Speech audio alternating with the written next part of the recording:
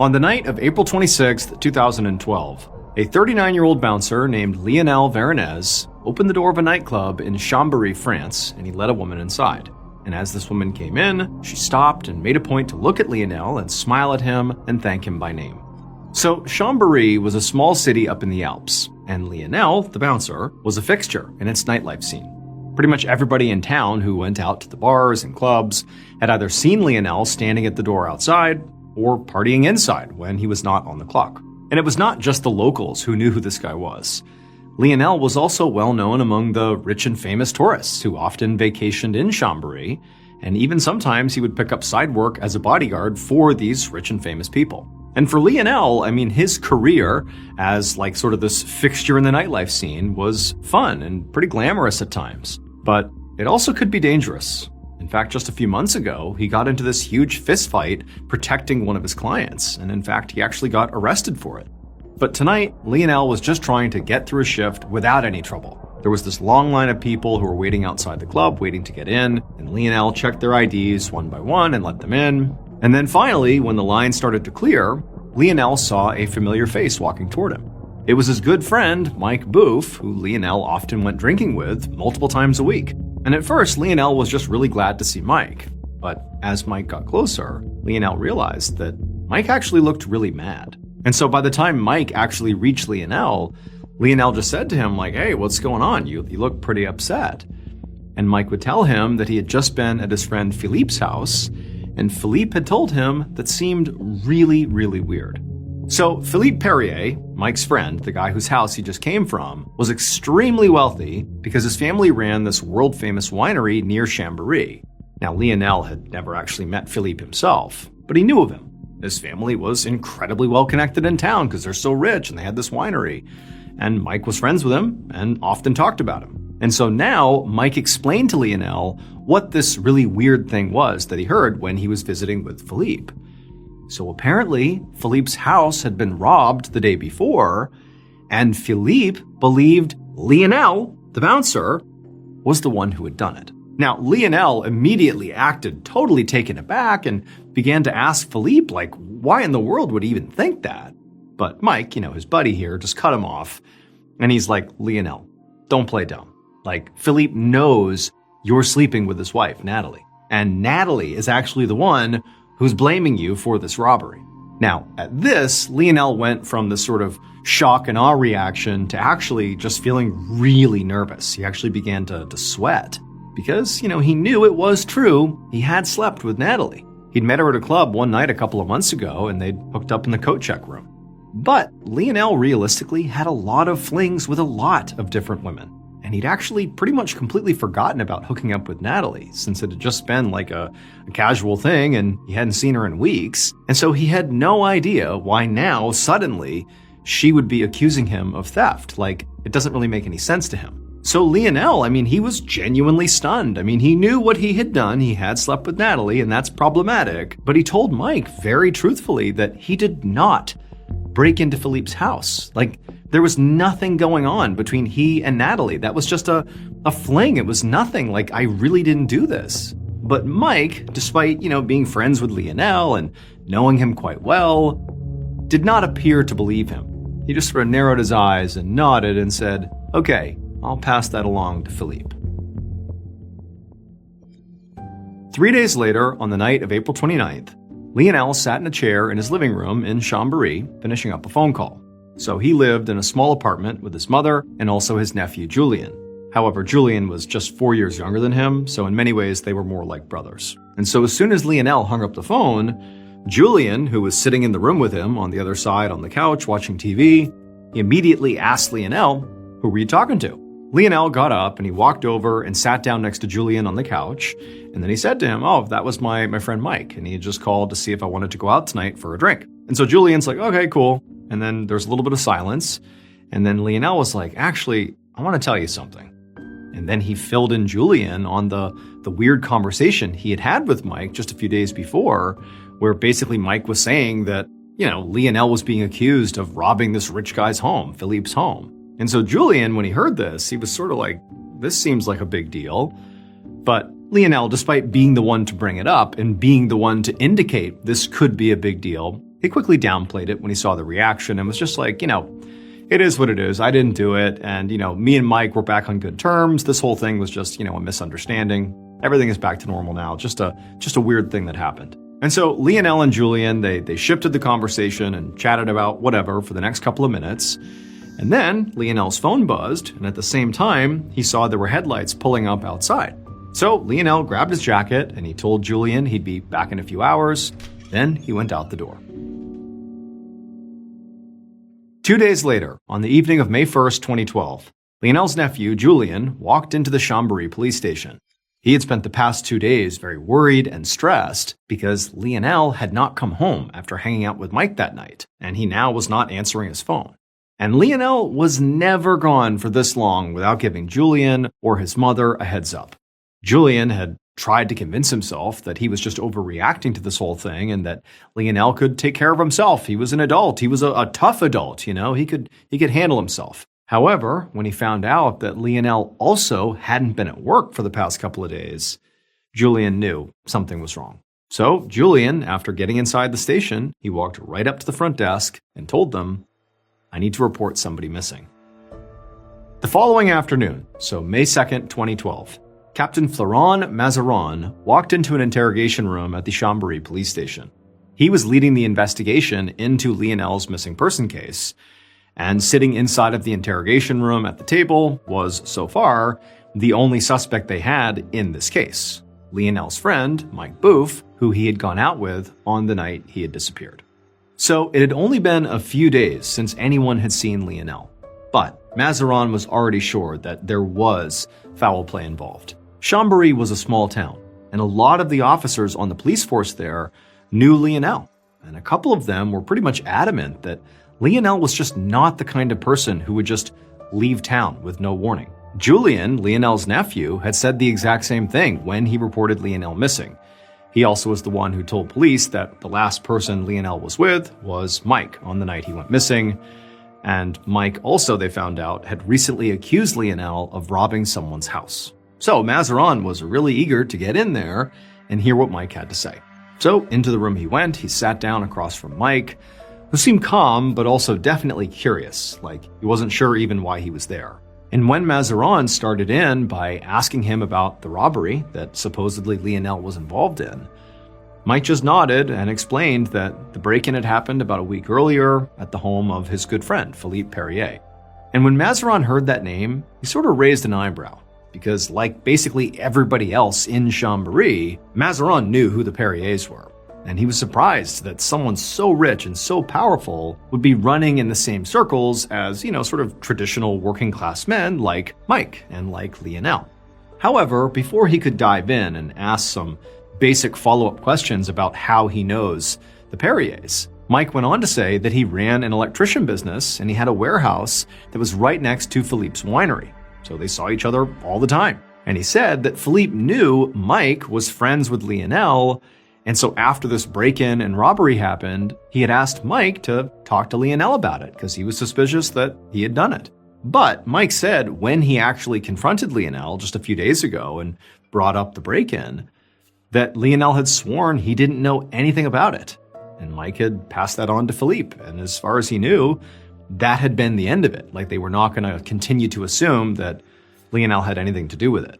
Now, Mike was being so earnest as he told the story that Mazarin thought there was a good chance he was simply telling the truth here, and that this robbery thing was really just a big misunderstanding. However, when Mazarin asked Mike where he had been on Sunday night, when Lionel was last seen, presumably with Mike, Mike's whole demeanor changed. He began to visibly shift in his seat and began looking down at the table instead of eye contact with Mazarin, and then he just said that he had been home all night with his girlfriend. He did say at a certain point he had called Lionel to try to make plans with him for that night, but they'd never actually met up and they didn't see each other. Now, at this point, Mazarin was pretty confident that Mike was lying, not just because of Mike's very obvious change in body language, but Lionel's nephew had sworn he had seen Mike's car outside their building on that night that Mike is saying he did not meet up with Lionel. Now, it was possible that Julian had been mistaken, but if Mike was lying to the police about having been with Lionel on the night he disappeared, well, That made Mike seem very, very suspicious. And so Mazarin just put Mike on the spot and said, okay, give me your girlfriend's name and her contact information so I can confirm your alibi. And so he did. He handed it over. And then Mazarin got up, left the interrogation room, and went to go give her a call.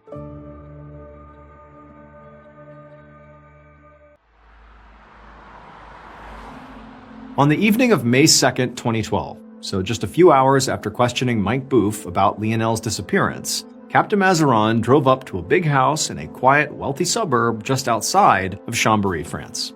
Now, by this point, he had already spoken to Mike's girlfriend, who had confirmed what Mazarin was already thinking, which was Mike was lying about spending the whole night of Lionel's disappearance at home with her. In fact, she said that Mike hadn't been home at all. She said she had been at home by herself all night. She had watched a movie, and then at some point she had fallen asleep, maybe around midnight. And at that point, when she fell asleep, Mike still was not back from wherever he was. So right now, Mike was not only their sole suspect, but he was also their best suspect. Mazarin knew that a few days before Lionel's disappearance, Mike had confronted Lionel about this supposed robbery at Philippe Perrier's house. And so now Mazarin was at Philippe's house to see what he had to say about the whole situation. And so Mazarin pulled his car up in front of the house, he parked, he got out, he walked up to the front door, and he rang the doorbell. And a moment later, Philippe himself opened the door. And he seemed genuinely surprised to see Mazarin standing there. And so he quickly asked Mazarin if he was here to follow up on the robbery investigation. And Mazarin said, sort of. Mazarin said, for now, he just wanted to know if he could come inside and they could chat. And for a moment, it seemed, at least to Mazarin, that Philippe sort of hesitated, like he didn't necessarily want to do that. But then he sort of relaxed and nodded and said, sure. And he let Mazarin inside. And so Mazarin, he stepped inside of this beautiful house that was very well furnished, and he was led to the living room. And Mazarin took a seat, and then after Philippe sat down as well, he asked Philippe to walk him through what had happened with this supposed robbery. Philippe explained that his wife Natalie had come home one afternoon, and when she had come into the living room, she saw one of the windows had been shattered. And then Mazarin said that, after seeing this, they searched the house and they eventually went downstairs to the basement where their safe was, and they found their safe had been broken into as well, and a lot of cash that had been in there was gone. Philippe said he had called the police about it and they'd come out to investigate, but so far he hadn't heard anything. And so Mazarin, after hearing this, asked Philippe if he thought he knew who was responsible. And Philippe immediately nodded and said yes. Then he repeated what Mike Booth had said.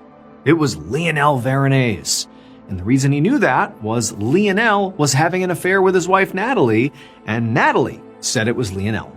Mazarin looked really hard at Philippe because this was huge. If Philippe knew that Lionel was having an affair with his wife, that gave him, Philippe, plenty of motive to want Lionel dead. And as of right now, Lionel was gone and no one knew what happened to him, so maybe he was murdered. And so, operating on a hunch, Mazarin followed up by asking Philippe if he had any weapons in the house. And to his surprise, Philippe said yes. And so Mazarin asked if he could see them. And so Philippe got up and led him over to the stairs that went down to the basement. And when they got down there, there was this huge gun safe with a few plastic firearm cases stacked around it. And so Philippe, once they got down there, he sort of stepped out of the way so that Mazarin could look around. And almost as soon as he did begin walking around Mazarin and began opening up these cases, he discovered that one of those cases, which had space for 2 weapons in it, was empty. And so Mazarin asked Philippe, hey, where are the 2 guns that go in this case? And Philippe said, actually, those were stolen during the robbery. However, after hearing this, and as Mazarin is staring at this empty gun case, something just was not adding up. Philippe clearly had a motive to want to hurt Lionel, as he was having an affair with his wife. And he happened to have 2 missing guns? Now, of course, at this point, Mazarin did not know if Lionel was definitely, dead, and therefore couldn't know if he had been shot or not. But still, this was really suspicious. But at the same time, Philippe was from this very wealthy and highly respected family.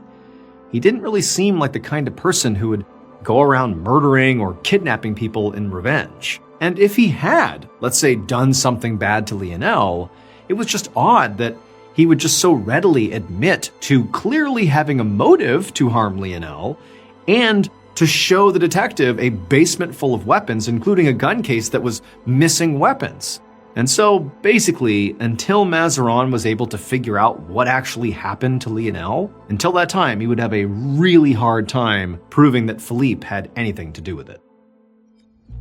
The next morning, Captain Mazarin was in his office at the police station, going over the notes from his interview with Philippe to see if there was anything he missed. At this point, Mazarin's theory was that either Mike or Philippe, or maybe even both of them, had gone to confront Lionel about the affair and about the robbery, and then things had turned violent. But just then, there was a knock on his door, and Mazarin turned and he saw his door was open, and there was this woman standing there, and her face was stained with tears, and when she walked into the room, she sort of was heavy and stumbling, like she was maybe on drugs, or maybe drunk, or maybe on heavy medication, and she sort of stumbled into the room and then introduced herself as Natalie Perrier. So Mazarin had actually earlier called on her to come in and speak to him, both to verify her husband's story about what happened, the robbery, the affair, and also to see what else she might know about Lionel. And also, since she clearly was involved in this whole potential love triangle here, he had to also consider her as a potential suspect in whatever happened to Lionel. So he gestured for Natalie to take a seat, and then once she had, he asked her to tell him all about how she had met Lionel. Natalie, at this point, really clearly could not sort of keep herself together. She kept apologizing and kept explaining that she was on prescription medication that made it really hard for her to keep a grip on her emotions, and this whole situation had really rattled her. But eventually, after this sort of setup about how sorry she is and what a mess she is, she eventually tells Mazarin that she had met Lionel at a nightclub and that, yes, they had hooked up a few times, but since the last time, they hadn't seen each other, and it had been quite a while, like it was nothing. When Mazarin asked her about the robbery, she said that Lionel had told her about having serious gambling debts from playing poker, and so because of that, she had just sort of naturally suspected that he must have robbed them. She also added that, just to be clear, her and Philippe were both at their home all night on the evening that Lionel disappeared, and that if Philippe had gone to confront Lionel at any point, she did not know anything about it. And so at this point, Mazarin sat back in his chair and just considered what he was seeing and what he was hearing. Natalie seemed genuinely devastated by this whole situation. To Mazarin, it seemed like she was believable, that she was coming in here telling the truth. And so he really doubted that she directly had anything to do with Lionel's disappearance. However, while Natalie's emotional state certainly made her seem less likely as a suspect, Mazarin wondered if maybe her tears were a clue. By her own account, she had only had a fleeting relationship with Lionel, not some, passionate relationship or something. So maybe the reason she's this upset is because she actually knows that her husband was involved in what happened to Lionel.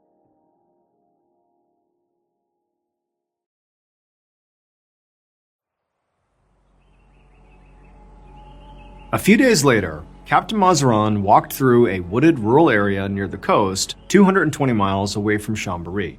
An officer from the Marseille police was walking a few steps ahead of him. This officer had called Mazarin yesterday to tell him that a body had been discovered in these woods just after dawn on April 30th, so less than 10 hours after Lionel was last seen by his family.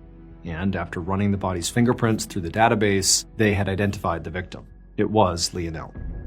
And Mazarin was baffled by this. Marseille was more than a 4-hour drive from Chambéry. And as far as Mazarin knew, Lionel didn't know anybody in Marseille and did not go there with any regularity. And there was just plenty of other wooded areas closer to Chambéry. So why drive all the way out here? It just didn't really make any sense. And so Mazarin continued following this officer, and at some point, they stepped into this small clearing, and Mazarin saw there was a pile of burnt logs and branches sort of lying in the grass right in the middle, and the other officer said that this was the spot where Lionel was found. And then the officer pulled out a folder that had photos of Lionel's body. And so Mazarin was being brought here just to see exactly where it had been found. And so Mazarin looked down at the photo, and what he saw was, in this spot that he was standing near, there was this smoldering bonfire. It was clearly out, but there was still smoke coming off of it. And then in the middle of all these logs was clearly a charred corpse. The officer that brought him here explained that the medical examiner had found a gunshot wound in the back of Lionel's head. So it did appear that he was actually killed before he was set on fire. And so as Mazarin was taking all this new information in, everything just started to make sense. So this was exactly how drug trafficking gangs in France typically disposed of bodies. The police even had a name for it. They called it a barbecue. The gangs would shoot their victims in the head and then burn their bodies over a bonfire to make them harder to identify. Mazarin had assumed that Lionel's murder was a revenge killing. But now it actually looked more likely that this could have been a gang execution. None of Lionel's family or friends had ever mentioned that he was involved with a gang in any way. But Mazarin knew that Lionel worked in nightclubs and had a history of breaking up fights, so it was definitely possible that he might have crossed paths with the wrong person. Also, there was the fact that apparently Lionel had these huge debts from gambling. There's just sort of a seedy underworld that potentially he was around that could have led to him being killed this way. Also, if this was gang-related, it would sort of explain why he was all the way out here in Marseille, because Marseille was a city that historically had a lot of issues with drug trafficking and gangs. And so Mazarin realized he could have been wrong about this case basically from the start. Maybe Mike and Philippe actually had nothing to do with it at all. Around 10 p.m. on May 5th, 2012, about 100 miles from the spot where Lionel's body was found, Captain Florent Mazarin pulled into the parking lot of a gas station. He got out, he walked inside and told the clerk that he needed to look at the security camera footage. So during the 4-hour drive from Marseille back to Chambéry, so after Mazarin had gone out and seen where Lionel had been found during that ride home, he had been going back and forth between his first two suspects, Mike and Philippe, and this new theory that a gang had killed Lionel. And so he wasn't really sure how he was going to navigate, like what to do here with running these two sort of simultaneous investigations. But as he's driving, as he's on his way back home, he realizes there might actually be a way to prove whether or not either Mike or Philippe were involved in this killing. There were only two roads that connected Chambéry to Marseille, and so Lionel's killer or killers must have driven down one of them at some point during the night of April 29th. So Mazarin had been checking the cameras at every toll booth and every gas station that he passed on his drive to see if any of them had captured a glimpse of Lionel. So far, he'd just been disappointed because most of the cameras didn't even work, or the footage had already been erased or written over. And so now, as he followed this clerk into the back room and was shown to their computer to go ahead and look at the footage, Mazarin was expecting that this stop would be the same as all the others, a big disappointment. However, as soon as they fired up the computer, right away Mazarin saw that they did have footage, and the footage did cover the time period he was looking for. However, when he began scanning the footage around the date of April 29th, April 30th, at first nothing stood out. However, when he reached the early hours of April 30th, where he would normally stop and say, okay, I didn't see anything, it is what it is, for whatever reason, he decided to just keep on scanning the footage, just keep on watching more of April 30th. And eventually, he did see something of interest. At 5:43 a.m. on April 30th, a black Volkswagen vehicle pulls into frame, and it actually parks in the gas station parking lot. And this car, its license plate ended in 73, which meant this car was registered in Chambéry. He's watching this car, comes into the lot, it parks, and the driver gets out. And right away, Mazarin pauses the video and he zooms in on the driver's face, but the video was just too grainy. He couldn't tell who the driver was. But then something in the passenger seat of this car catches his attention. And so he zoomed in on the passenger seat, and when he realized what he was looking at, his stomach just dropped.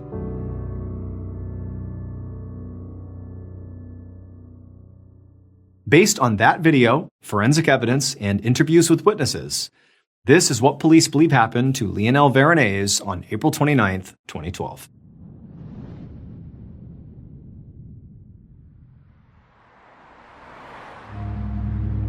Around 10:15 p.m., the killer sat in the back seat of a car as it drove through the streets of Chambéry with a gun resting on the seat next to them. Now, the killer had told the driver that they were not planning to use the gun tonight, It was just there for intimidation. However, the killer's emotions were really running high, and they honestly weren't even sure what they were going to do when they saw Lionel. And so the car kept on driving along until eventually it came to a stop outside of an apartment building, and then a few seconds later, the passenger side front door opened up and Lionel climbed inside the car. As the driver put the car back into gear and started driving down the road, the killer from the back seat confronted Lionel about something that had really been bothering them. And it gradually turned into a very heated argument, and then, at some point, the killer raised that gun they weren't going to use, aimed at the back of Lionel's head, and fired. The driver immediately whipped around and looked at the killer and just stared at them. They seemed completely shocked by this crazy sudden escalation here, but they didn't stop driving. Instead, they stepped on the gas and sped down the road until they reached a house. And then the killer and the driver both went inside of that house and they formulated a plan for what would happen next. So the plan was the driver, along with another accomplice who was in the house they went to, would drive down to Marseille. They would find a secluded spot out in the woods, they'd make a bonfire, and they would burn Lionel's body. That's how they dispose of it. And then on the way back, their plan was to toss all the evidence into the river. As for the killer, the one who actually pulled the trigger, they were going to stay at this house. They were not going to leave. The driver and the other accomplice agreed that the killer had already caused enough trouble for one night. So the killer just went upstairs into their bedroom, they slipped on a robe, and they watched from the window as the other two got into the car and drove off. The killer was Philippe's wife, Natalie Perrier, the woman Lionel had had an affair with. To Lionel, their affair had been meaningless, just a fling. But for Natalie, she wanted more. She'd gotten bored of her quiet life as a luxurious housewife in the suburbs, and she'd quickly fallen in love with Lionel and the seemingly very exciting life that he lived. And so when Lionel stopped paying attention to her, she'd gotten so mad that she took revenge. She went with Mike to pick up Lionel on the night he was killed so that she could confront him. But moments after Lionel got in the car, her emotions got the best of her, and she shot and killed him. And this was definitely not the plan that Mike had agreed to. Like, he and her had discussed what was going to happen. It didn't include murdering Lionel. But after the murder, Mike didn't say, I'm going to go to the police. Instead, he and Natalie went to her husband, Philippe, for help. And Philippe agreed to dispose of Lionel's body and cover up the crime. On the security footage from the gas station, what Mazarin saw in the passenger seat of that black Volkswagen was Philippe. He was sitting there, just right in the passenger seat, and it would turn out the driver of the car was Mike. Natalie was ultimately convicted of Lionel's murder and sentenced to 20 years in prison. Mike was sentenced to 6 years for kidnapping and destroying evidence, and Philippe was sentenced to 3 years for helping get rid of Lionel's body. He and Natalie are now divorced, and also as for that robbery that played seemingly a central role in the story at the beginning, we actually don't know if the robbery ever occurred or if it was simply a fabrication. On the morning of February 28, 2005, a 64-year-old man named Michael Lefkow limped down the stairs inside of his home in Chicago, Illinois. He'd injured his Achilles tendon playing tennis the week before, so now he had a cast in his leg, and he had to get around on crutches. When Michael got into the kitchen, he saw his wife Joan making breakfast for the whole household, which included Michael, their teenage daughter Meg, and Joan's elderly mother, Donna, who had been living with them for the past 4 or 5 months. Michael said good morning to his wife, and then he hobbled his way through the kitchen over to the dining room where Meg was finishing up her eggs. And they chatted for a few minutes, and then the school bus honked outside, and Meg grabbed her backpack and raced past her dad on her way out the front door. A few moments later, Joan walked into the dining room as well with a plate of food for Michael and a cup of orange juice. And Michael thanked her, and then he asked her, "What's on the docket for you today?"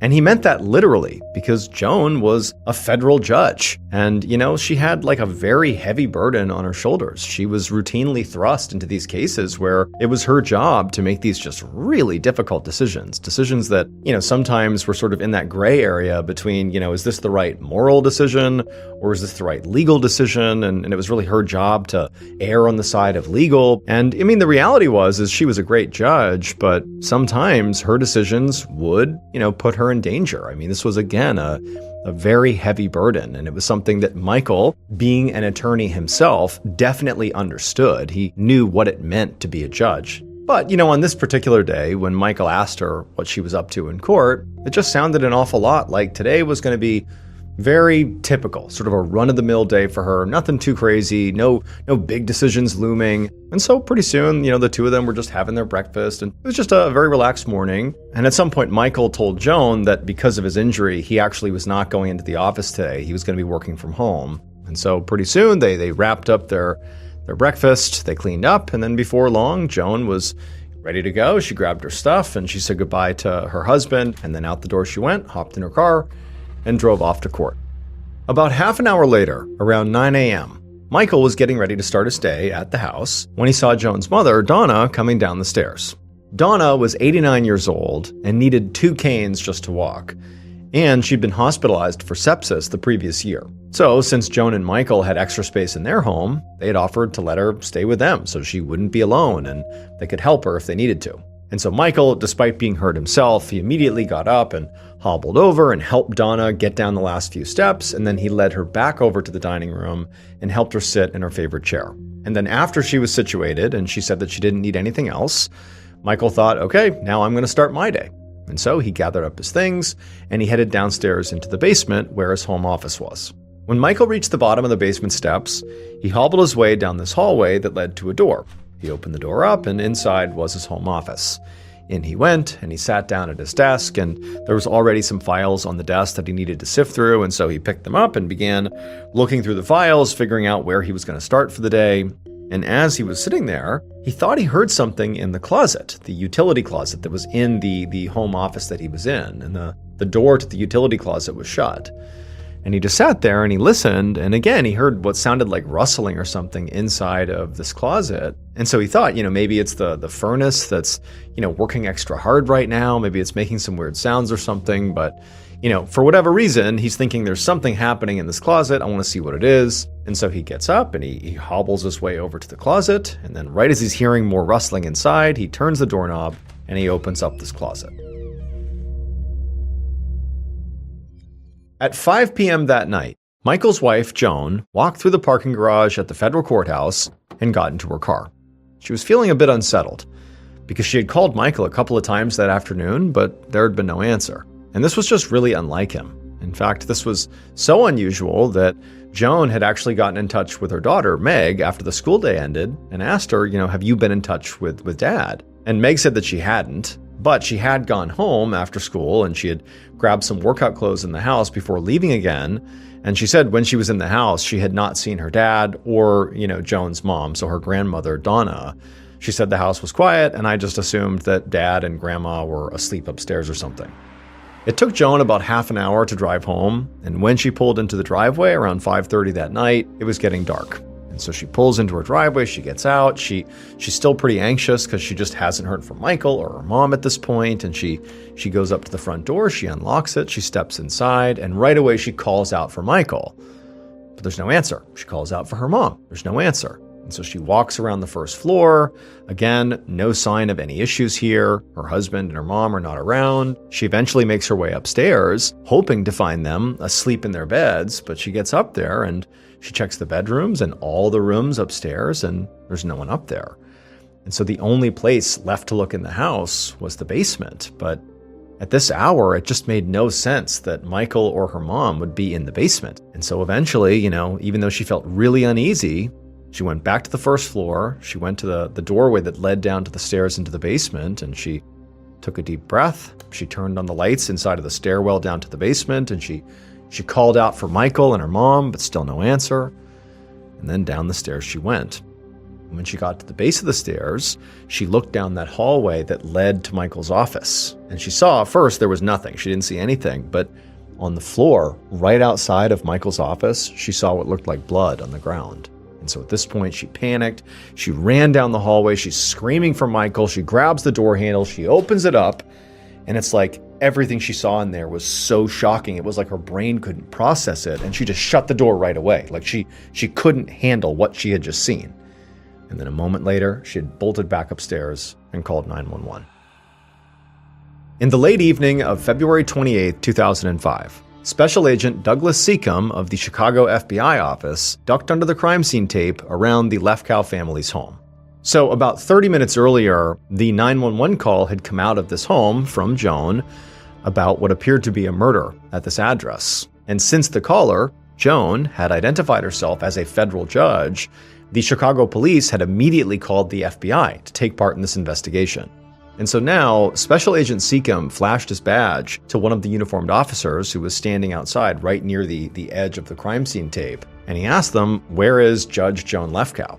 And the officer said that Judge Joan, along with her daughters, so not just Meg, her teenage daughter, but also Joan's 3 adult daughters who no longer lived at home, they had all been taken together to a safe house by the U.S. Marshals. And so Seacombe, after hearing this, stepped inside the house, and he found a whole bunch of forensic teams already hard at work sweeping every room for evidence. And as he walked through the living room and the kitchen on the main floor, he didn't see any signs of blood or a struggle of any kind, and he also saw that, TV and other expensive-looking electronics were still in place, and so he didn't think this was a robbery gone wrong. Seacombe eventually found his way to the stairs that led down into the basement, and so down he went, and he found there were a few officers and a crime scene photographer that were down there gathered around a door that was at the end of the hallway. And so Seacombe made his way down the hallway, he pushed past the group of people, and there, inside of this home office, he saw 2 dead bodies. There was a man who was lying face down, and then right next to him was also an elderly woman who was lying face up, and there was just a big pool of blood underneath both of them. Seacombe immediately noticed that both the victims had fairly obvious gunshot wounds to their heads. And then when he knelt down to get a better look, he also found shell casings scattered around on the floor.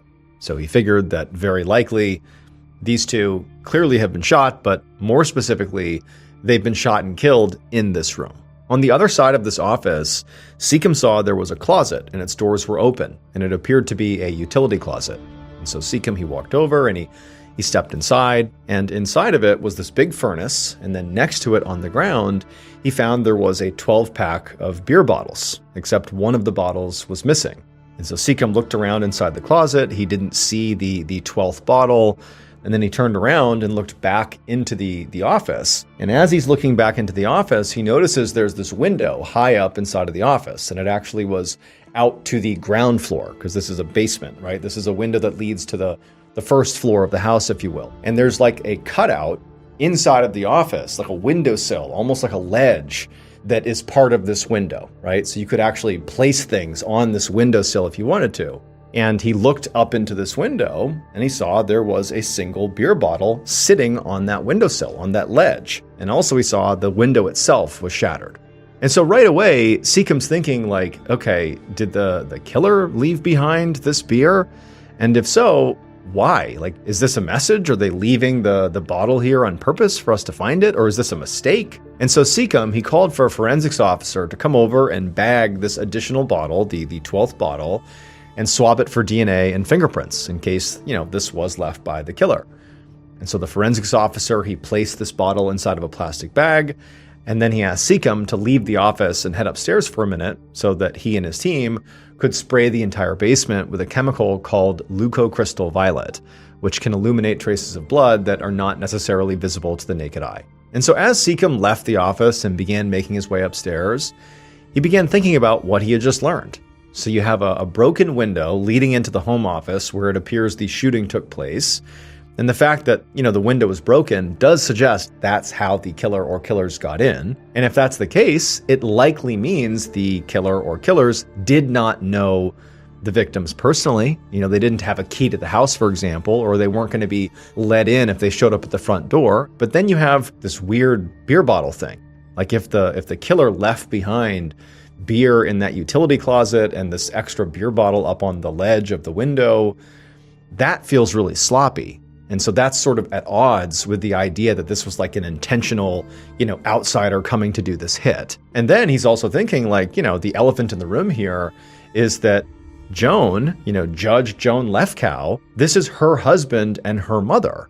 Was that intentional? Were they trying to sort of indirectly hurt Judge Joan? Or was Judge Joan the target? Or was this coincidence? While forensics teams were still searching the crime scene, Seacombe went out to canvass the neighborhood. The chemical spray that the forensics team had sprayed in the basement after Seacombe had left had in fact revealed additional traces of blood all over the basement hallway. So it looked like at least one of the victims had actually been shot in the hallway and then moved into the office. And then the killer apparently had cleaned the hallway afterwards, but obviously this chemical had still revealed the blood traces. And so Seacombe thought to himself that if the killer or killers stuck around to clean up after themselves, it suggests that they went into this home with the intention of committing murder. It was just a matter of why. Was it Joan the target? Was it her loved ones? Why did that happen? Who would want to harm the Lefkows? And so Seacombe went down the street, knocking on doors and speaking to various neighbors, trying to get a feel for, what the Lefkows were like. But, after speaking to many people on the block who tried to be very helpful, Seacombe really hadn't learned much of anything. Like, no one really had all that much to say. But eventually, Seacombe found his way to a church that was in the neighborhood, and he knocked on the door. And a moment later, the pastor opened the door, and Seacombe explained that, unfortunately, a double murder had taken place down the block, and they were here investigating. And have you seen or heard anything unusual in the past, several hours? And the pastor at first is just totally taken aback by what he's been told. He can't believe it. But then he's like, you know what? Actually, yeah, something strange did happen earlier today. The pastor said he had seen this red car just loitering nearby that had two men inside of it. And they were apparently smoking and drinking cans of what appeared to be Coca-Cola. But they just sort of didn't fit in with the neighborhood. Like, the pastor didn't know who they were. And it just seems sort of odd that they were here. And so just considering what he's been told about this double murder, he basically said, you might want to look into who those guys were. And so Seacombe asked the pastor if he'd gotten a good enough look at these two men to maybe be able to help their sketch artist come up with a composite sketch. And the pastor said, yeah, I think so. And so Seacombe's like, okay, great, we're going to do that. But also, can you specifically point out where this car was, like outside, so I can go look at the area? And the pastor, he pointed across the street and he said, right over there. And so Seacombe, he looks where the pastor is pointing, and sure enough, he could see on the ground there were all these cigarette butts and clearly an empty Coke can. And so Seacombe called over a forensics team, and they scooped the stuff up and they sent it off to be tested. Later that same night, Seacombe sat down at a table at the safe house where Joan and her daughters were all staying. And Joan, she walked over and set a glass of water in front of him, and then she sat down across from him. And Seacombe thought Joan seemed surprisingly calm and composed, considering her husband and her mother have just been brutally murdered. But he also could sense that underneath the surface of Joan's sort of calm affect, she seemed furious.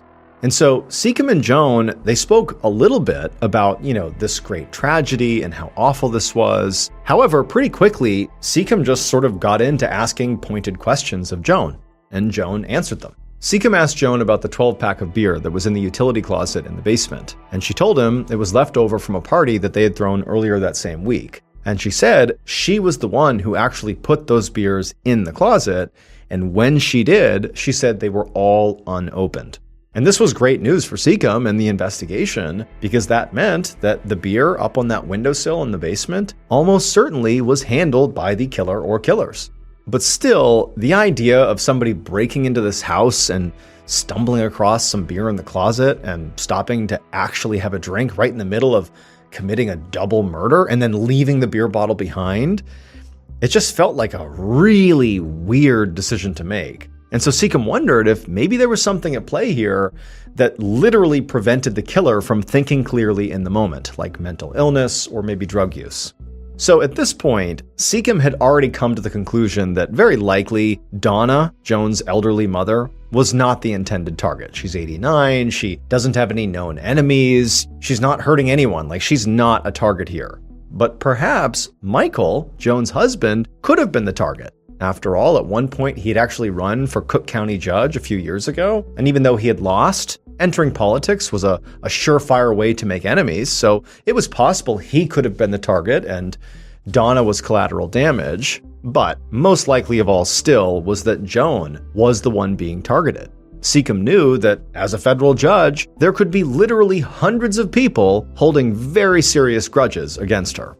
And so Seacom told Joan that back at the command post, there was a team of detectives going through her entire docket and making a list of everyone who might have had a ruling that they were not happy with in the past few years.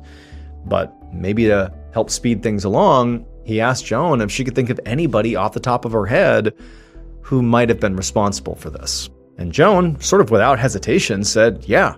In fact, there were 3 cases that came to mind. The first case was about a guy named Sean Peters, who was the leader of a local gang. And Joan had given him a very lengthy prison sentence, and so she said any of his fellow gang members, in theory, could have come after her in retaliation.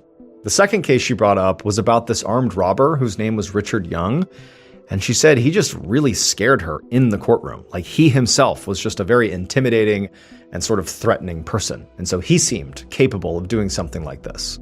And she said the third case was about Matthew Hale. And before she even got into the explanation, Seacom recognized the name, because at the time, Hale was one of the most notorious white supremacists in all of Illinois. 6 years earlier, one of his followers had committed this horrible shooting spree that left 2 people dead and 9 others injured. Joan said that Hale had actually targeted her a couple of years ago in the wake of this trademark dispute.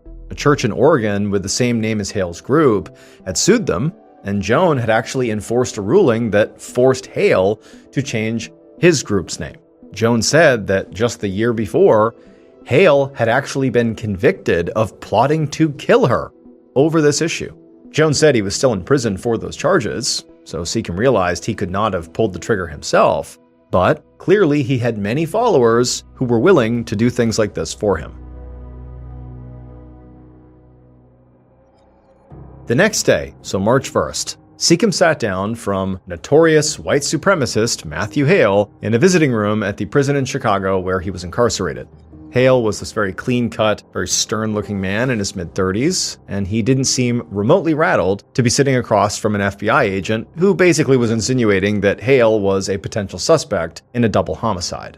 And so Seacom told Hale about how Joan Lefkow's husband and her elderly mother had been brutally murdered inside of her home.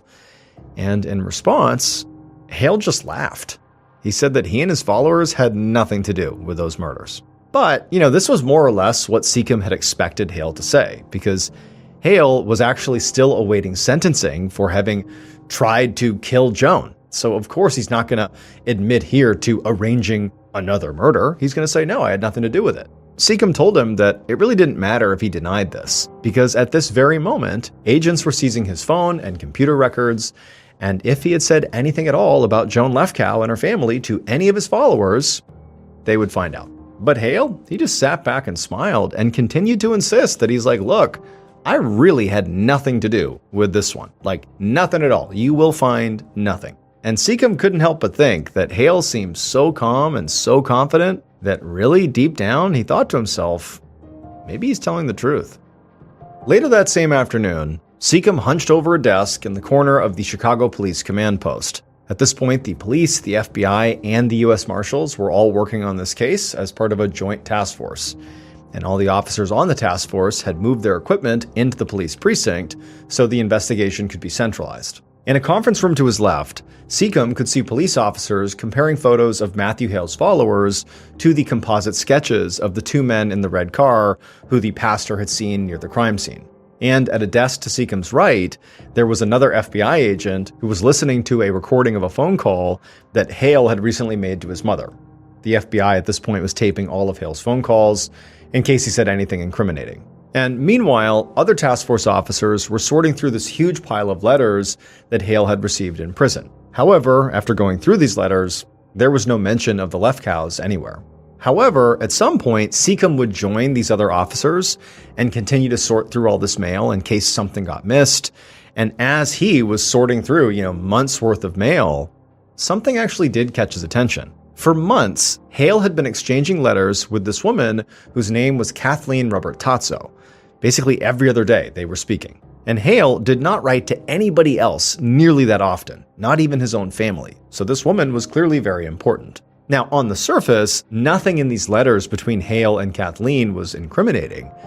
However, given the frequency of communication, Seacom had to wonder if maybe these two could be talking in code. Like maybe they are talking about the Lefkows, but we just can't tell. The return address on these letters was for a suburb in Chicago, about 30 miles away from the prison where Hale was at. So Seacom bundled up all the letters from Kathleen and stuck them inside of an envelope. He would need them as evidence to get a search warrant.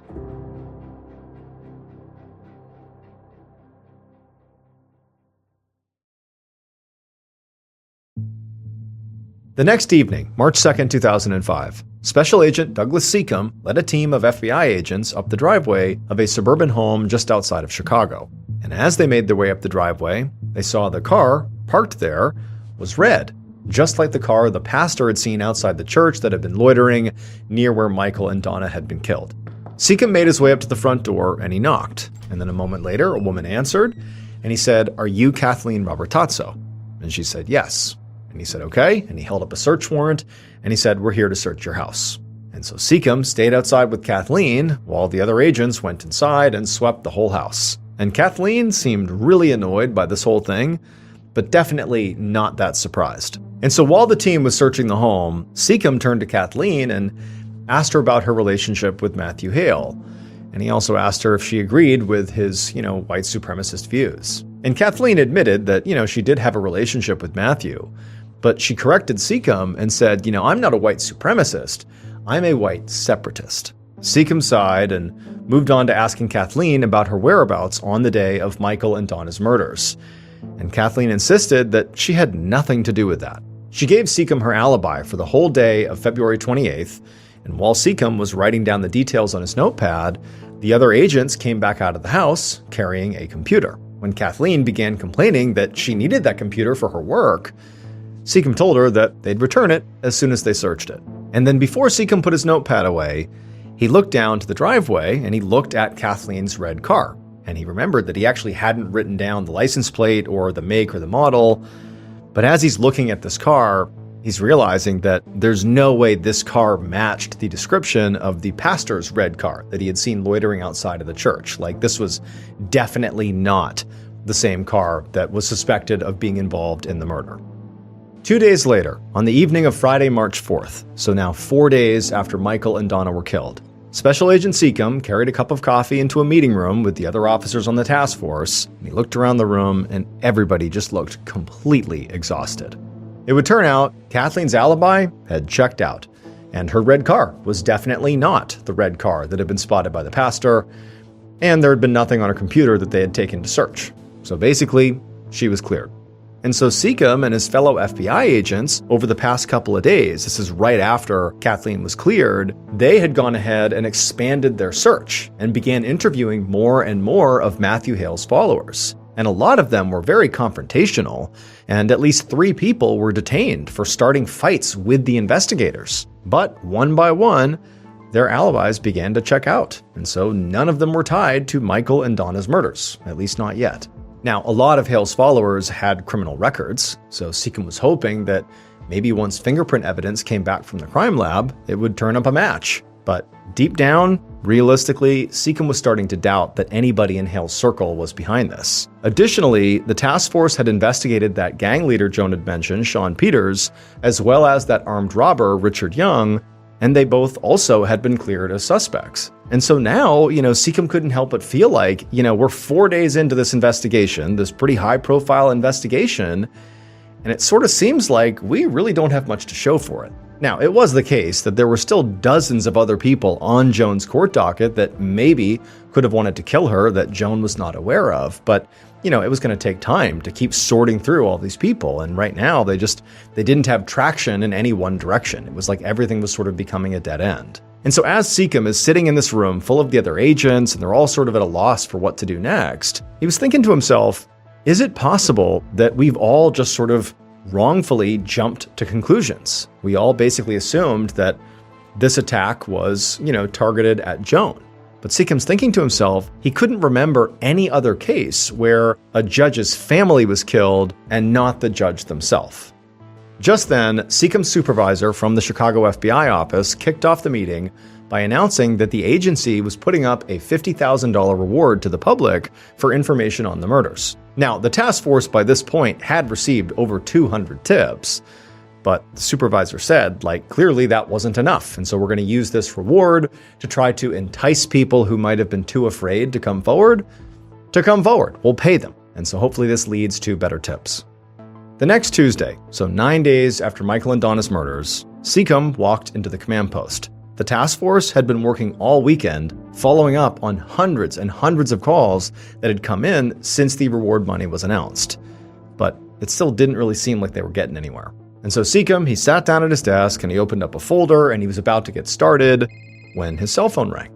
And he answered it, and it was the deputy director of the crime lab. And so Seacombe's heart began to pound with anticipation as the deputy director told him that they had analyzed those fingerprints found on that beer bottle in the basement of the crime scene up in the window ledge. And after they had run it through the database, they had found a match.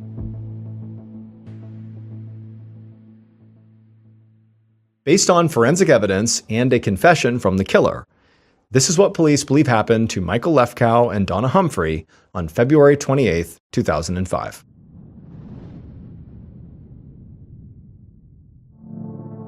Around 4:30 a.m., while everybody in the Lefkow house was still asleep, the killer smashed through that basement window and climbed down into the basement, and with them was a gun.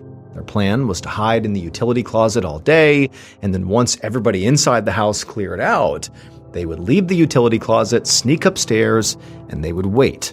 And when the time was right, they would jump out, and they would ambush the person that they wanted to seek revenge on.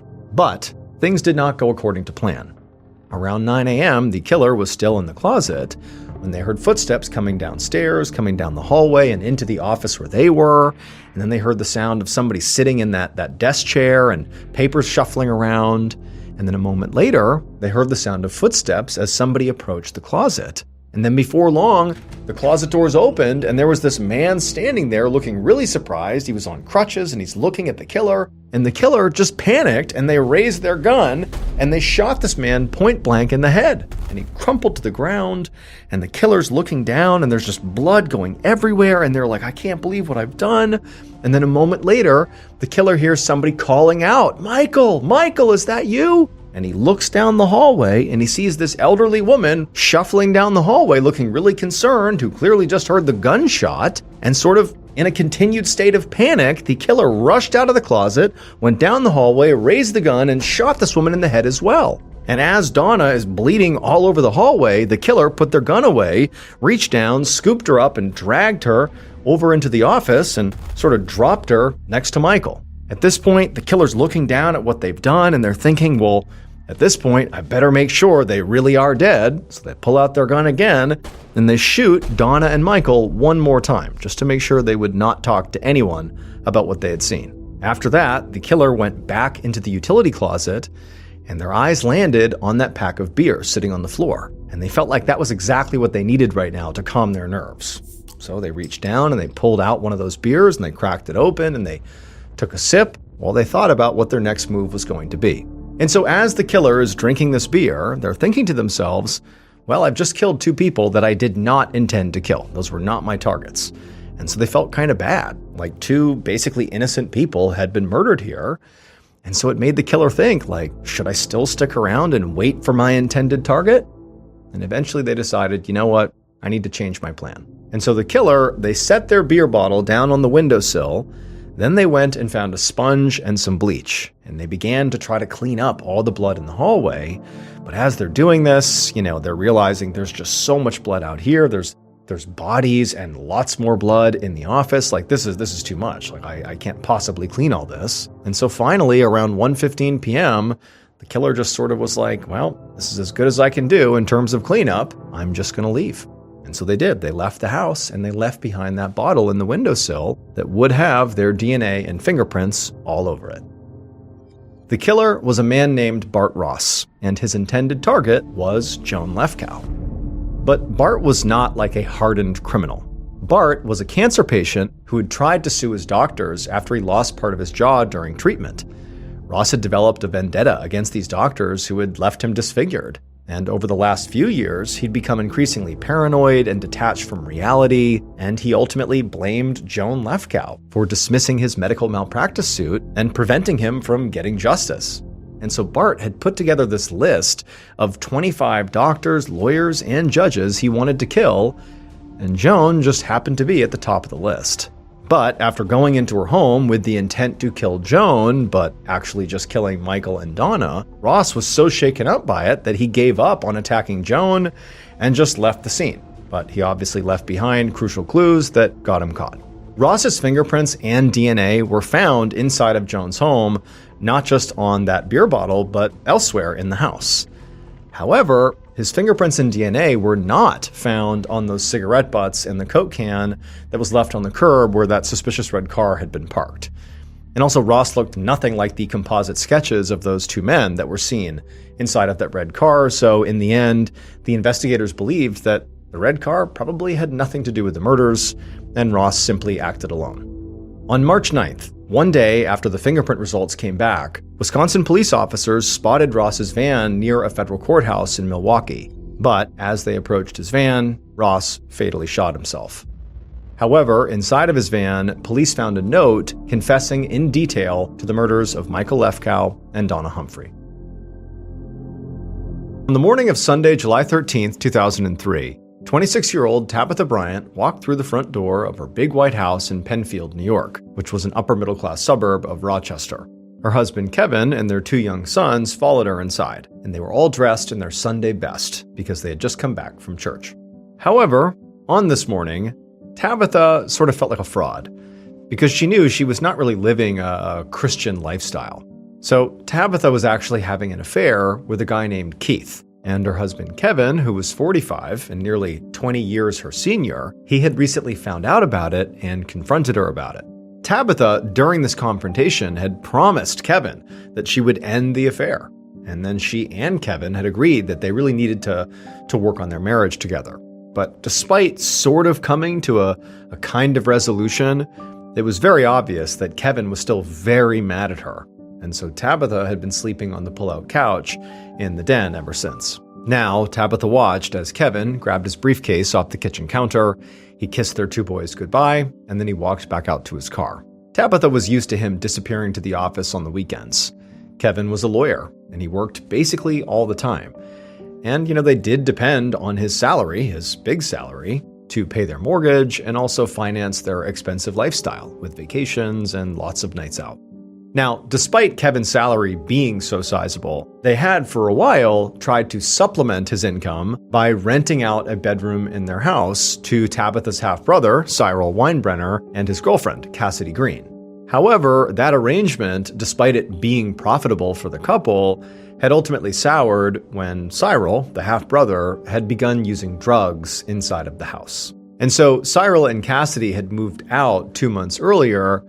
But despite, the terms on which they left, the group, Cyril, Cassidy, Tabitha, Kevin, their family, they remained friends, and they would still actually spend time together on the weekends. It was just they were not able to live together. Now, Tabitha, she did like having that extra money coming in, but the truth was having her whole house back to herself was ultimately a good thing. Like, she felt relieved in some ways. But also there was a part of her that sort of missed having, her half-brother and Cassidy around. Especially when Kevin was, gone all the time working. Like, she just felt lonely. And also, on top of just being lonely, Tabitha often was the one saddled with childcare. They had a toddler and a 5-year-old, and, she was just sort of taking care of kids all the time, or sort of isolated. It was just exhausting. And now, as she watched Kevin back his car out of the driveway, she could tell today was going to be another long, exhausting, lonely day. That night, around 9 p.m., Tabitha was fast asleep on Kevin's bed with one of their sons when she felt somebody shaking her. And when she opened her eyes and looked up, she saw Kevin standing right over her. And he leaned down and he whispered to her that it was very late and that Tabitha should go to her bed out on the pull-out couch. And then he picked up their sleeping son and carried him off to the boys' bedroom without waiting for a response from Tabitha. As Tabitha got out of bed, she thought about just staying put and insisting on sleeping in the master bedroom that night. But, their kids were already asleep, and she also didn't want to risk getting into a fight with Kevin, especially at this hour, and waking everyone up. And so ultimately she decided against it and just left the bedroom and headed downstairs to the den. And then when she got there, Tabitha unfolded the pull-out couch and lay down. and she tried to fall asleep, but after tossing and turning for a while, she just pulled out her phone, and she pulled up the number for Keith, the guy she'd been having an affair with. As she did this, she reminded herself that she had promised to end things with Keith, but she was also feeling sort of desperate for someone to talk to, and Kevin was clearly very intentionally shutting her out, so after a moment, Tabitha hit the call button. Later that same night, around midnight, 911 operator Jacqueline Sanabria had just started her shift at the Monroe County Sheriff's Office when a call came in. Jacqueline answered it, and immediately this man's voice came over the line saying his wife had just been shot. And so right away, Jacqueline followed protocol, and as calm as she could, she asked the man, had he attempted CPR? And the man, in this eerily calm voice, said no, he hadn't. And the reason he gave was there was simply too much blood. At 1:45 a.m. on July 14th, 2003, so about 2 hours after that 911 call, Sergeant Paul Sienna of the Monroe County Sheriff's Department pulled up in front of a large white house with black shutters and an attached garage. There were a bunch of police cruisers and forensics vans that were already on the scene, and Sienna could see neighbors who were kind of coming outside, watching from their lawns and driveways, trying to figure out what was going on.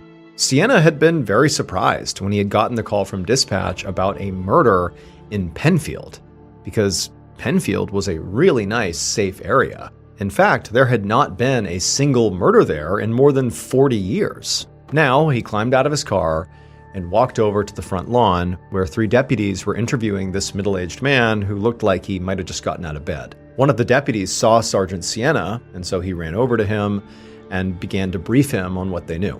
He explained to Sienna that the man they were speaking to was Kevin Bryant. He was the man who had called 911, and he was the husband of the victim, Tabitha Bryant. The deputy said that Tabitha and Kevin's 2 young sons had been inside the house at the time of the shooting, but their grandparents had picked them up a few minutes ago. The house itself had already been searched, and there were no signs of forced entry, but it was not hard to guess how the killer or killers got inside. The garage door had been left open, and then the door between the inside of the garage and the inside of the house had been left unlocked. So basically anybody off the street could have just waltzed into the house. Now, Sienna knew that in nice, safe neighborhoods like Penfield, it was not unusual for people to leave their doors and garage doors unlocked or even open. But at the same time, he did think it was a little unusual that it just so happened that on the night of the shooting, the house was unsecured. So he wasn't really sure what to make of that. At this point, Sienna glanced over at the husband, Kevin, and he saw Kevin suddenly bend over and start dry heaving. Now, Sienna definitely wanted to talk to Kevin, but really he needed to check out the crime scene first. And also considering how, Kevin did not appear to be ready to talk right now, he figured he should just go inside and have a look around. So he ducked under the police tape that was roping off the garage, and he made his way inside. Once inside the house, Sienna passed the kitchen and also a playroom, and they looked relatively normal. And then he got to the den, and there was nothing normal about the den. There was blood everywhere. On the walls, the floor, the ceiling, and there were all these forensic technicians that were inside of the den, furiously swabbing all over the room, trying to take samples of all this blood and also trying to photograph the entire scene. And in the middle of all this chaos happening in the den, Sienna saw the victim, Tabitha Bryant. She was laying on the pull-out couch bed. As Sienna walked over to the body to get a closer look, right away he saw this was not just a shooting, because Tabitha had, more than a dozen stab wounds to her chest and her neck. And then also right below her right eye, there was this small, clean hole that Sienna recognized as a gunshot wound. This was an excessive amount of violence, and it made Sienna think that this could have been a crime of passion. And the fact that Tabitha clearly had been sleeping on the pull-out couch in the den instead of in bed with her husband made Tabitha's husband, Kevin, Sienna's prime suspect. At 8:40 a.m. on July 14th, 2003, so about 9 hours after Tabitha Bryant was killed, Sergeant Paul Sienna sat across from her husband, Kevin, at a diner in Rochester, New York. Now, normally, Sienna would conduct interviews like this at the sheriff's office, But he was starving after spending all night on his feet at the crime scene, and he also hoped that, this informal setting would hopefully get Kevin to be a bit more talkative. So Sienna was suspicious of Kevin, one, because he was the husband of the victim, and right away in murder cases, spouses are regarded as early suspects, and then also just this unusually violent murder. I mean, the murder itself was rare in a town like this, but it was just so violent, so much gore and blood. It just sort of screamed, this is a personal attack. This is a crime of passion. Again, making Kevin seem sort of suspicious here. However, the physical evidence made it look like Kevin actually could not have done it. He didn't have any blood or defensive injuries on him, which would make sense if he was the killer. I mean, given how much blood was at the scene, there should be some on him. And Sienna had checked the sinks and showers at the house to see if maybe Kevin had gotten blood on himself but cleaned himself up before police arrived. But there was no sign that there had been blood in the drains. Plus, the police had spent all night searching the house for murder weapons, a gun and maybe a knife, and so far they hadn't found anything. Still though, Sienna was not ready to, outright dismiss Kevin as a suspect, and he was looking for any holes in Kevin's story at this point. As Kevin had already explained multiple times by this point, he said he had come home from work around 9 p.m. the night before. He said he took the trash out, and then he went right up to his bedroom to read, while Tabitha was asleep on the pull-out couch downstairs. But at around 11:30 p.m., Kevin said he had gotten a very strange phone call. He had answered, and it was a woman, and she had said hello, but then it was silent, and there was just static on the line. Kevin eventually had just hung up and said he thought it was just a wrong number. But then he said a little while later, just before midnight, he'd heard gunshots and screams. Kevin said at that point he got up and he ran to his kids' bedrooms first to make sure they were safe, and when he saw they were, then he went downstairs and he found Tabitha dead in the den. And so now Sienna, sitting across from Kevin in their booth, he asked him, do you have any idea who could have done this? And Kevin, he paused for a moment, and then when he spoke, his voice cracked, and he actually began to cry as he sort of choked out that his wife's death was his fault. Now, at first, Sienna thought, oh my goodness, is this guy about to confess? Did he kill her? Is he going to tell me that? But when he pressed Kevin to continue, what do you mean by that? Kevin very tearfully would say that, he thought he maybe was the one who had left the garage open when he had taken out the trash, and he suspected that that must have been how the killer or killers got inside. And then, sort of oddly, Kevin continued and basically began to lay out this whole theory for what might have happened that night, sort of unprompted. He's giving his opinion. Kevin said, as he saw it, a burglar must have driven by, saw their garage was open, and decided to rob the house. However, he said when they went inside the house to rob it, they must have been caught off guard when they saw Tabitha in the den. And she must have woken up, and there must have been some sort of confrontation, and the burglar or burglars must have panicked and killed her and then fled without even robbing the place. That's probably what happened. And Sergeant Sienna did not give off how he felt about, what Kevin was doing and what he was saying. He just sort of nodded thoughtfully, like he was considering his theory. However, in reality, Sienna had already considered the possibility of this being a burglary gone wrong, but the way Tabitha had actually been killed just felt way too personal to chalk it up to a random intruder. And also, again, nothing from the house had been stolen. So what Sienna really wanted to know from Kevin was, why was Tabitha sleeping on the couch and not up with you?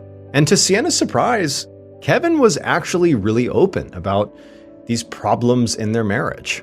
He explained that Tabitha was young, 20 years younger than he was, and she wanted to go to clubs and see friends every night of the week, while he was, usually too busy and too tired for doing that kind of stuff, so she would do it alone. Kevin said that once he'd realized his marriage was actually in trouble because of this dynamic, he said he'd put a lot of effort in to try to fix it by taking Tabitha out more often.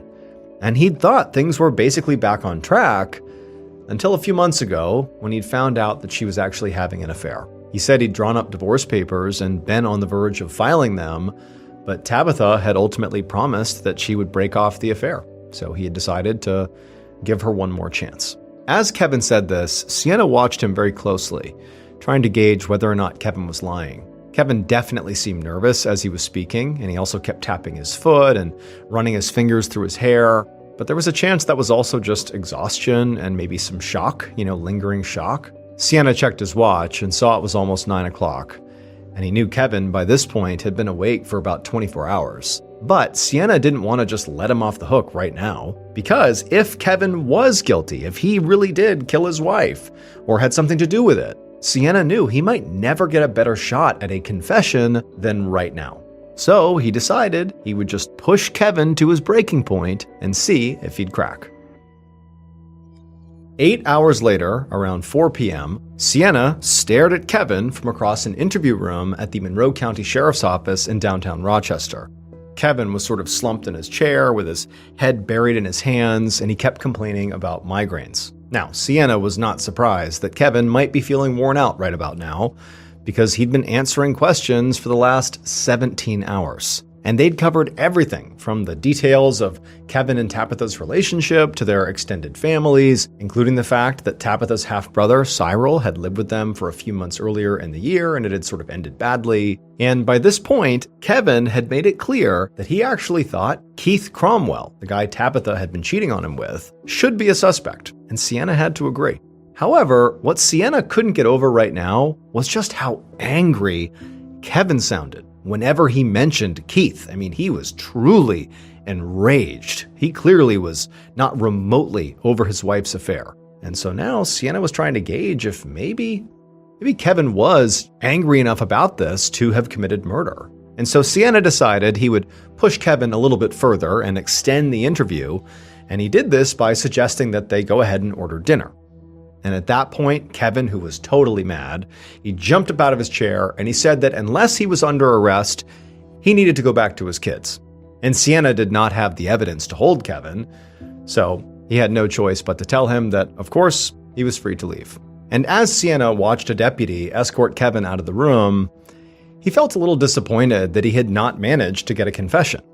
But he had gotten some pretty promising leads. Primarily, there was Tabitha's half-brother, Cyril, who definitely sounded like he knew a lot about Kevin and Tabitha's relationship, and he could have some good insights. And also, Sienna was thinking, as soon as possible, he needed to speak to Keith, who was Tabitha's affair partner. At 10 a.m. the next morning, Sergeant Sienna sat across from a broad-shouldered, bald, middle-aged man in the living room of a small house outside of Rochester. This was Keith Cromwell, the man that Tabitha had been having an affair with, and he struck Sienna as being a pretty tough, intense guy. So Sienna was actually a bit taken aback when he asked Keith about his affair with Tabitha, and Keith just began to cry.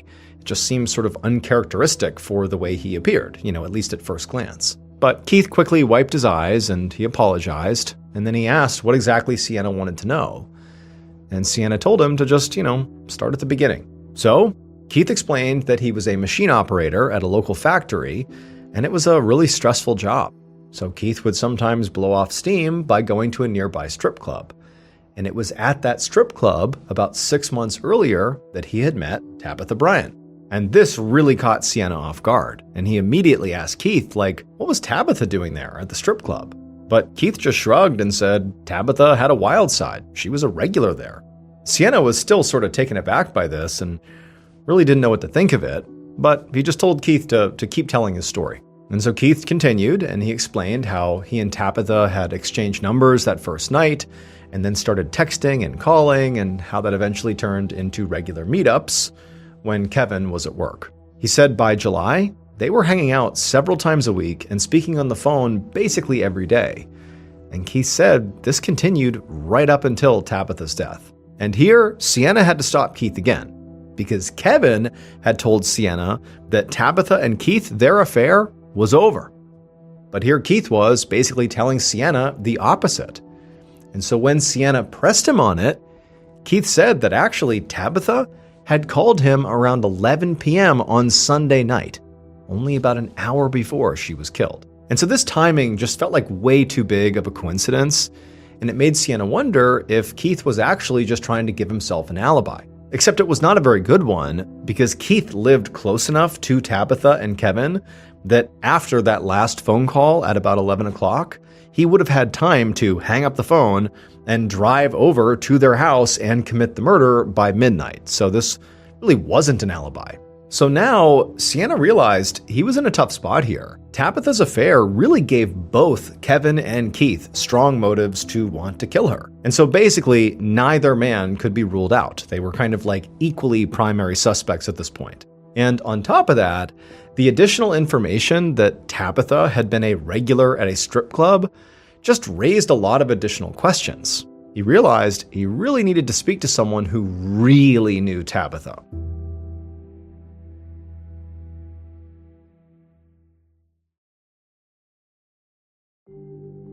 Five days later, on July 19, 2003, Sergeant Sienna stood inside of a cemetery at the back of a group of mourners and watched as Tabitha Bryant's casket was lowered into the ground. Sienna had come to Tabitha's funeral not only to pay his respects, but also because he was looking for her half-brother, Cyril, and he had two reasons he really wanted to speak to him. First of all, he thought Cyril might have some additional unique insights into Tabitha's various relationships. I mean, Cyril had lived with Tabitha and Kevin and their kids earlier that year, and Sienna had heard that Cyril and Tabitha were quite close, and so maybe she had shared some additional insights that he would know. But the second reason for wanting to speak to Cyril was recently, Sienna had also begun to look at Cyril as being maybe a potential suspect. So Sienna had spoken with a number of Tabitha's friends, and from those interviews, Sienna had learned that Cyril and his girlfriend Cassidy were also both regulars at that same strip club that Tabitha went to. And then on top of that, Sienna knew that, Cyril and Cassidy had been caught using drugs by Tabitha and Kevin, and that's why they had been booted from the house just a few months ago.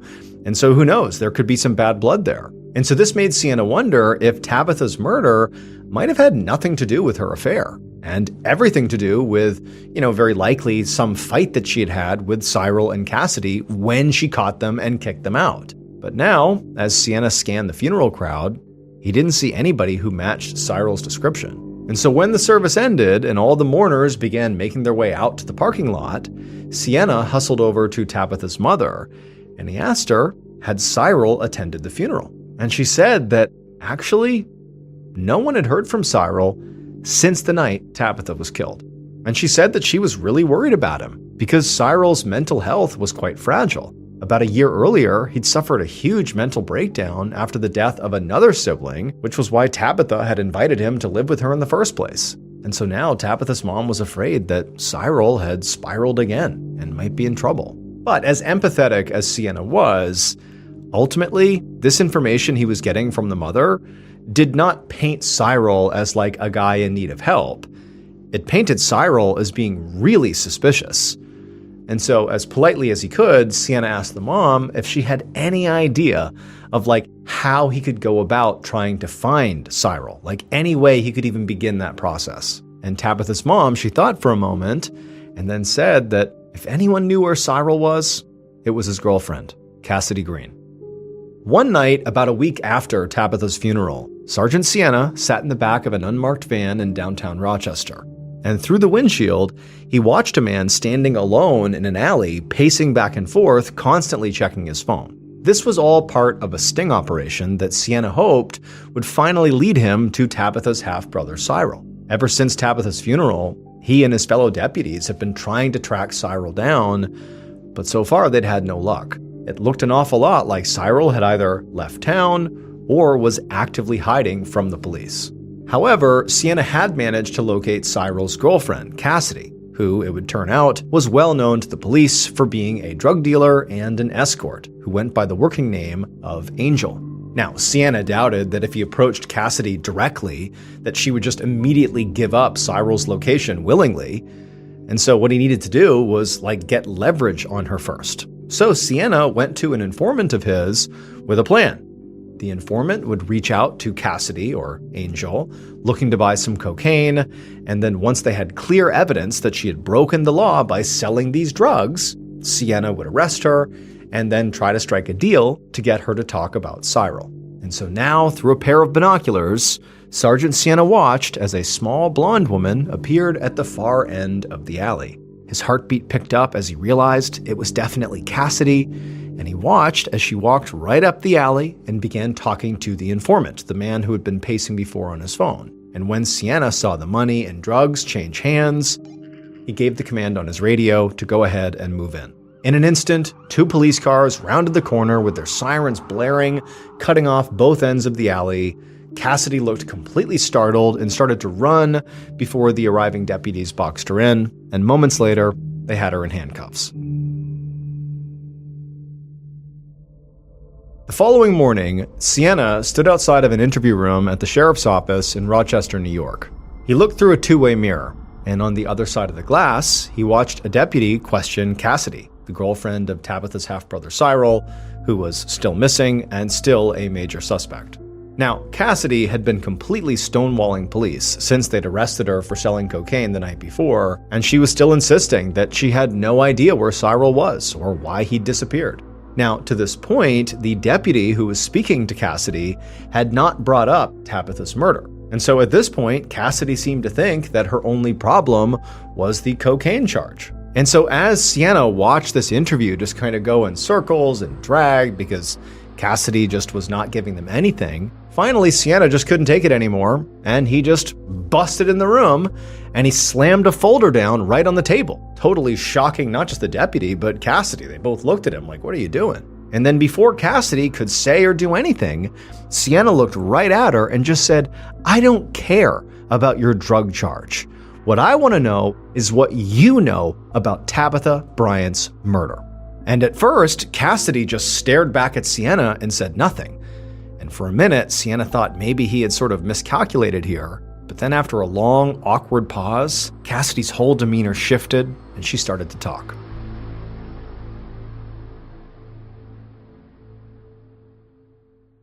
Based on witness testimony, evidence collected at the crime scene, and the killer's eventual confession, here is a reconstruction of what police believe happened to Tabitha Bryant on the night of July 13th, 2003.